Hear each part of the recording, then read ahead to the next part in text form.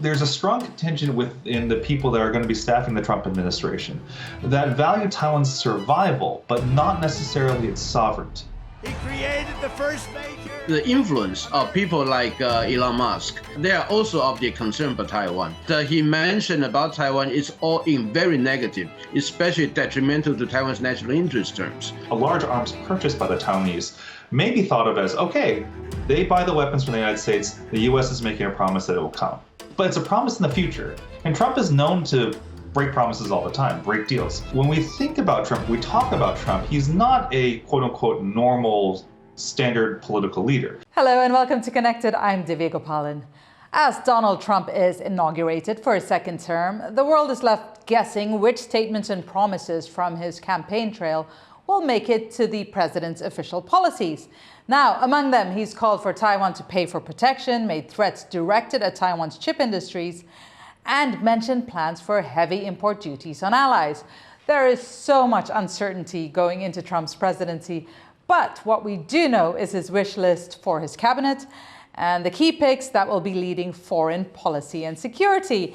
And to look into what's in store for Taiwan as we launch into Trump 2.0, we're joined by Raymond in Minneapolis, director at Rand's Taiwan Policy Initiative, and from Taipei, I-Chung, president of the Prospect Foundation. Thank you very much for being part of the program. I'll start with you, Raymond. Are we going to see a flashback to the early days of the Trump presidency we saw in the first term, where we saw warm and friendly calls between then President Tsai Ing-wen? Or is this going to be a very, very different administration in terms of Taiwan relations? I think it's going to be a different type of relationship between the United States and Taiwan, certainly compared to the early 2016, 2017 relationship. I think, they did have that phone call, President Tsai and Donald Trump had the phone call early on, but very quickly, I think, people in the State Department, in DOD, also amongst his own advisors, quickly said to him that this was not okay. And there's been reporting by Josh Rogan, for example, that says that Xi Jinping very quickly contacted Trump and tried to work out a deal to the point where Trump kind of did a 180 on Taiwan. Not necessarily supporting it, but also thinking, it's more important to cut a deal with the Chinese as opposed to working with the Taiwanese and kind of confronting the Chinese. That's certainly something I want to dig into a little later in this conversation. But I-Chung, how has Taiwan's government been preparing for this new Trump term? Do they have a strategy in place? I cannot speak for the government, but from the people I talk to, I think that they sort of anticipate that although the Trump 2.0 will be very hard on China, but the attitude toward Taiwan probably will also be a little bit different.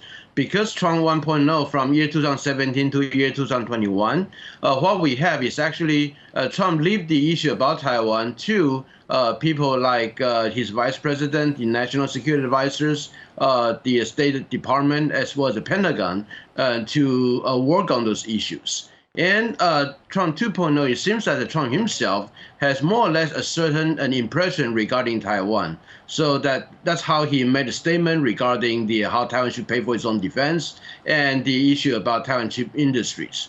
And so I think the government sort of realized that we're dealing with a Trump with a certain impression regarding Taiwan. And that's the first and foremost thing that they need to communicate with the Trump administration. Raymond, you touched on it briefly. The first 100 days are so important for administration. How do you think that's going to set up, or how do you think this administration is going to set up the path with Taiwan during the initial phase of the Trump presidency?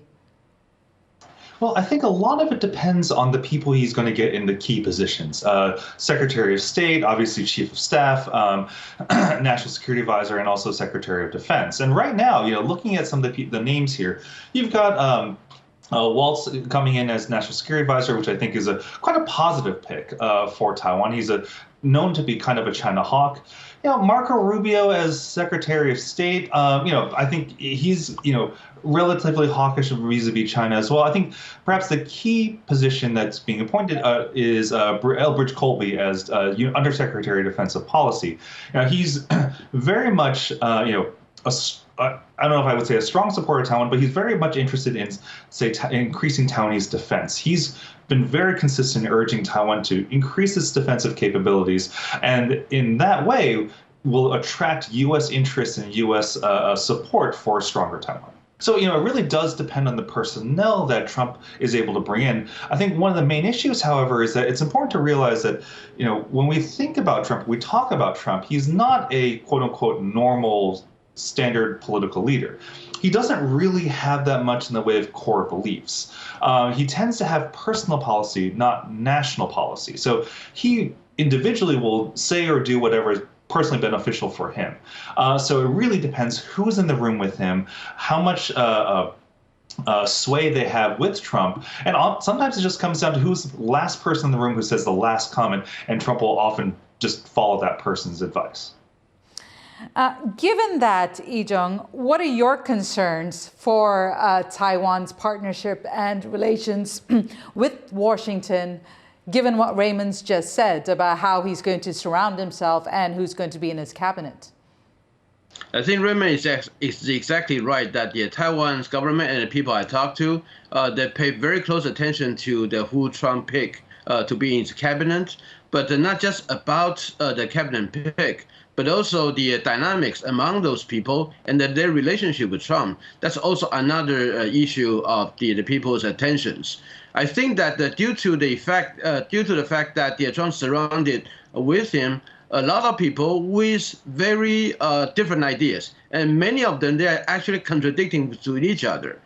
Sometimes that results to Trump say one thing the first day, and then probably 2 or 3 days later say the opposite, complete opposite things about it. So the dynamics and how the internal chemistry around those people and their relationship with Trump, that also is something that Taiwan really paid close attention to. And especially when we look at the people, yes, Taiwan is very much assured by the National Security Advisor as well as the State Department, the Secretary of State pick. But the influence of people like Elon Musk and probably with others, they are also of the concern for Taiwan, especially Elon Musk, a billionaire, brilliant technical experts, but he mentioned about Taiwan is all in very negative, especially detrimental to Taiwan's national interest terms. And so that his sway to the President Trump, that will be something that the Taiwan's government pay very much attention to.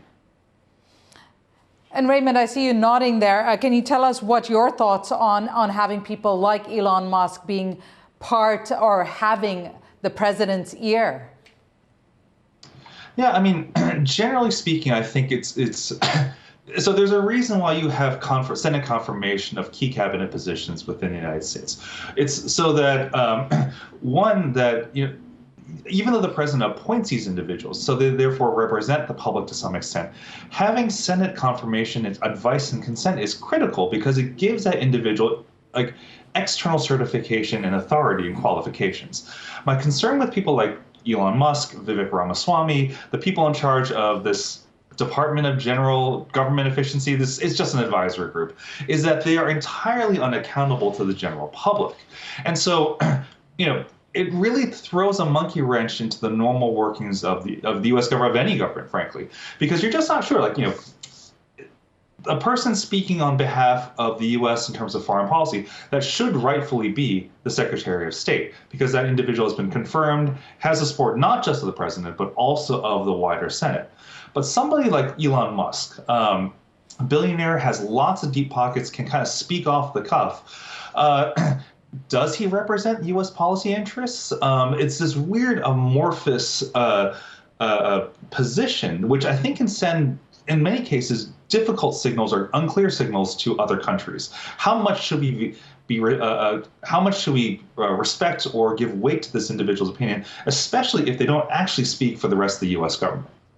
But Going back to this whole idea of business and government, I mean, one of the biggest parts of the U.S.-Taiwan relationship is defense sales. And that's Taiwan buying weapons from the U.S. Where do you see that heading, I-Chung, first in the coming administration? When you look at the U.S.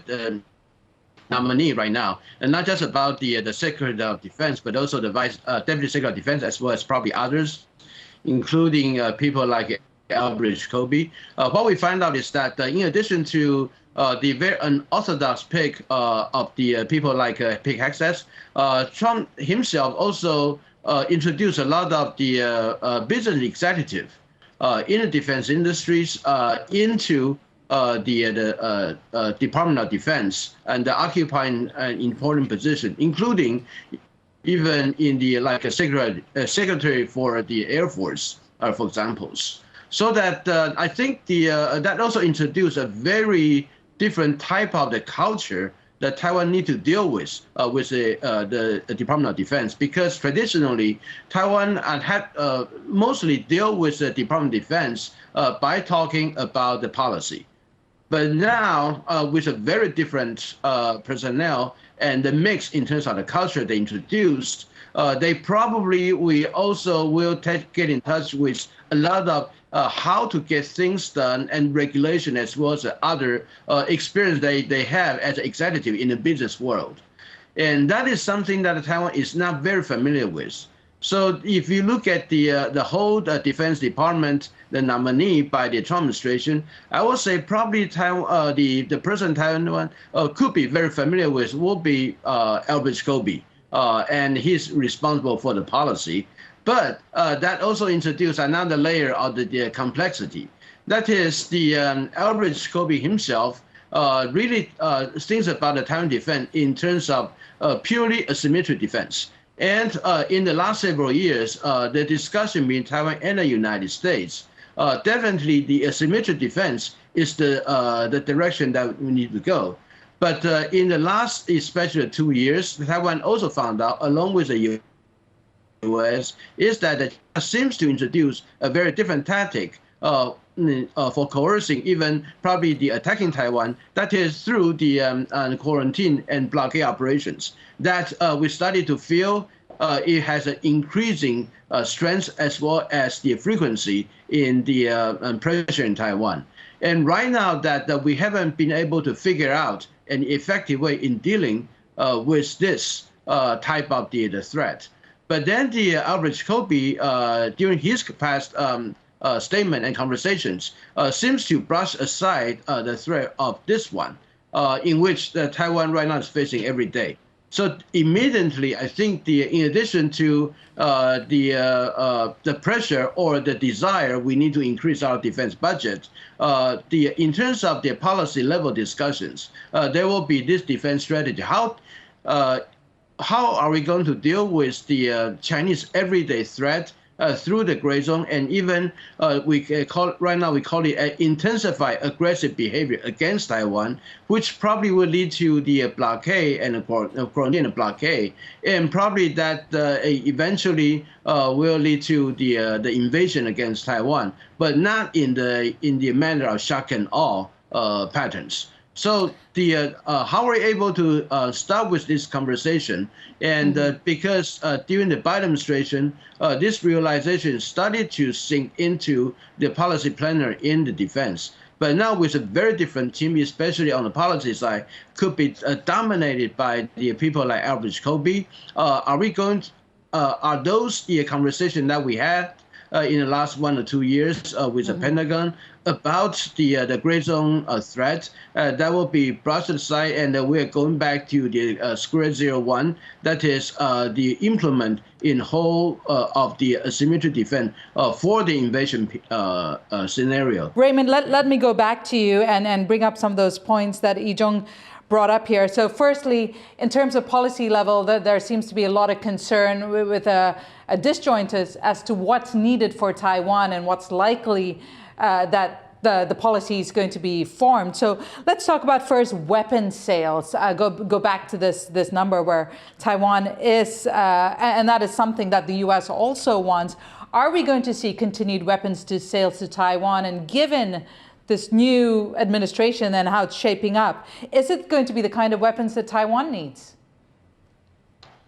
So I think, yes, we can expect to see additional weapons sales. I think the time of the Obama moratorium on weapons sales to Taiwan is completely over. You've seen it in the first Trump administration, obviously continue with the Biden administration, and I would expect to see it continue going forward, especially with the people he's going to staff DOD with.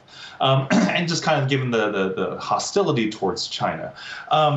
I think you ask a really important question about whether or not those weapons will be stuff that Taiwan needs. And so, there was a proposal floated, I think, in December about $15 billion weapons purchase.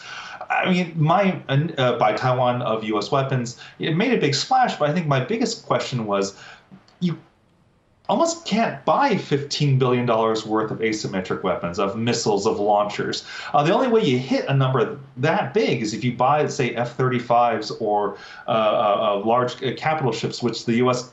is not going to sell to Taiwan, or even if it did, it would take many, many, many years to get there. I mean, the Abrams tanks, which were delivered a couple weeks ago, are 5 years overdue, 6 years overdue? And so the idea that you would have an arms sale quite that large and get it in time for any sort of effective defense, I think is kind of moot right there. The other thing I would also say is that when we think about arms sales, there is the sale itself, there is the utility of the weapon systems for Taiwan's defense, but of course there's also the signal. And I think a lot of people in Taiwan, but also in the United States, tend to think of arms sales as a kind of an informal promise by the United States that it will come to defend Taiwan in the event of a Chinese invasion or some kind of hostility. The difficulty here, I think this is where Trump's personality and approach to foreign policy is really, really important. We often think about Trump trying to act like a madman, which, there may be some truth to that. But the problem is this. Coercion and negotiation in international relations is not just about threats. It's also about the promise to not carry out the threat if you get what you want. Similarly, if you're making promises, you also have to carry out those promises. A large arms purchase by the Taiwanese may be thought of as, okay, they buy the weapons from the United States, the U.S. is making a promise that it will come. But it's a promise in the future. And Trump is known to break promises all the time, break deals. So the question I would ask is, can you really trust what he says? Or what he doesn't even say, right? That, yes, we bought all these weapons, but has the U.S. made an explicit guarantee to Taiwan's security? After the U.S. gets the money, isn't it even easier at that point just to take the money and walk? And I think that's the concern I would have if I were sitting in Taipei. Yeah, and on that note, I want to bring up something he has said, and we mentioned at the beginning of this program, this whole idea of paying for protection. I-Chung, how seriously is that being taken here in Taiwan? Oh, I think that you go to the defense community, they all talk about that how much we should increase our defense budget and how are we going to meet with the target. Some people just mention like a 5% GDP, or the Trump himself talk about 10% GDP. But I think that in Taiwan, the conclusion is that 10% or even 5% GDP, precisely due to how the Taiwan's only about 15% of the GDP can be taxed and be part of the national budget, so that the so-called 5 or 10% of GDP in the defense, that basically would destroy the whole national budget structure altogether, and basically that's undoable. But I think that but it actually sort of the increase and gravitate, led the Taiwan defense community to really think hard about the effective area for the defense, and in order to increase, especially the general consensus that we need to get to the 3% GDP, as we have promised like 20 years ago, but we haven't really been there. But now it's a serious time that we need to get there. But in addition to the so-called defense budget in terms of GDP as a target, and people also do some other comparison, like in terms of the defense budget within the whole governmental budget, the percentage, and we found out that Taiwan is actually bigger than the United States. So that probably we could argue with those. But fundamentally, the issue is that what will be the best defense strategy for Taiwan, and then from that we could allocate our resources and have a most efficient way to achieve it. That should be the center for the conversations. So Raymond, given what we know and what we don't know, what should be the defense strategy for Taiwan with the United States? Well, I think it's really difficult, right? I mean, there's been a long-standing debate over asymmetric versus symmetric defense.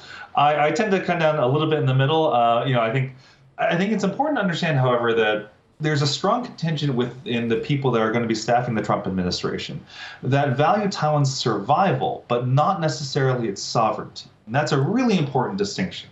So that when the Taiwanese talk about gray zone, quarantines, blockades, leave aside the blockade for a bit, because I think that really gets towards a survival question. But if there's a trade-off between Taiwanese survival, but less international sort of status or stature or recognition, some of these individuals will take the survival one while sacrificing the sovereignty claim. And that's something that I think Taiwan needs to be prepared for, that the more it can define its defense preparations, or even say like a response to Chinese gray zone activity as a matter of national survival as opposed to national sovereignty, the more receptive a hearing you will get in, say, the Pentagon or elsewhere. Okay, so if we move away from defense now and talk about this current administration in Taiwan also, I-Chung, given that, 2024, Taiwan itself got a new president, how do you think things are going to track forward? Are we starting from zero again when it comes to relations with the new Trump administration, or is there enough goodwill for us to build on that for relations to continue, hopefully in a positive trajectory? And I think that precisely due to the fact that Taiwan has a positive experience with the Trump 1.0, although we believe that the Trump 2.0 will be a lot different from the Trump 1.0, but the general mood in Taiwan is that we are not starting from scratch. We're not starting from ground zero. There are actually some foundation we can work with. Although many of the people that we were able to build up the positive working relationship in the first Trump administration, they are not going to be in the second Trump administrations. But the experience, and also there are also some reassurance pick by the Trump himself in the cabinet that Taiwan, we believe that we can build on, so that they do not think that it is something that is a whole new government and we are so freaked out about the development. There are some cautious optimism actually existing between the Taiwan's national security establishment. But I'll say that when people analyze the political situation, we also found out that since Trump will be just a one-term president, and the November 2026 in the midterm election is going to determine a lot of the policy agenda that Trump he want to deliver, and also the political dynamics after the midterm elections that will affect the Trump administration as for the remaining years. And that basically brings up that how Trump probably would like to speed up his promises within the first year. And then after that, some other political dynamics probably will sink in about how that will probably affect the Taiwan-U.S. relations. And basically that means that we believe in the Trump before the midterm elections, probably the Trump 2.0, the President Trump, will very much focus on domestic issues.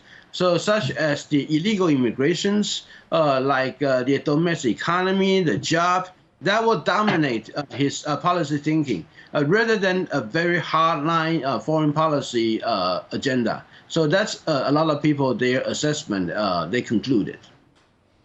And finally, we're running out of time here, but Raymond, before we go, given that it's, as I-Chung said, it's going to be mostly a lot of focus on the domestic policies in the U.S. with the next administration. What does Taiwan need to do to ensure that it kind of stays, one, in the eye line of the Trump administration, and also carry on or build on what relationship it had with the previous administration? So I'm going to disagree slightly. I don't actually know or think that domestic policy is going to be as big of a deal in the next Trump administration as Professor Lai. We look at the press conference that Trump did yesterday or the day before, and he didn't really talk that much about domestic issues. He talked about taking over Greenland and renaming the Gulf of Mexico and somehow making Canada the 51st state. None of those things are domestic policy issues. Those are all foreign policy. But I think to go back to your question, sorry about that. To go back to your question, I think the about how does Taiwan stay in the limelight to some extent. I think Taiwan is the one policy issue that has bipartisan support on Capitol Hill. And I think the Taiwan advocacy organizations in the United States, the Taiwanese government certainly, have done a really effective job at highlighting the value that Taiwan adds to both American and regional security in Asia, and developing those really good relationships amongst within Congress and also within the executive branch as well. I think that's something that that Taiwan could continue building upon. When it comes to things like the 21st century trade initiatives, there may be some wiggle room there. Trump really doesn't like free trade, or at least now he doesn't. He really wants to support tariffs. But there may be a window of opportunity, depending on how the negotiations go, depending on what concessions are granted, to get something approximating a free trade agreement between the United States and Taiwan, and that could be a win as well, and keep Taiwan on the front burner of say, U.S. foreign policy considerations at the very least. Fantastic answer, fantastic discussion. I'm afraid we've run out of time, but your comments and particularly coming to the end of this show has made me realize we do need a Trump-Taiwan discussion 2.0. So hopefully see you gentlemen again in the near future. Raymond Guo, Director at RAND's Taiwan Policy Initiative, joining us from Minneapolis, and from Taipei, I-Chung Lai, President of the Prospect Foundation. It's been good to have you both on the show, and for our viewers everywhere, it's been good to have your company. If you've enjoyed today's episode or have anything you'd like to add to the dialogue, join the conversation on our social media. And remember, stay informed, stay engaged, and stay connected.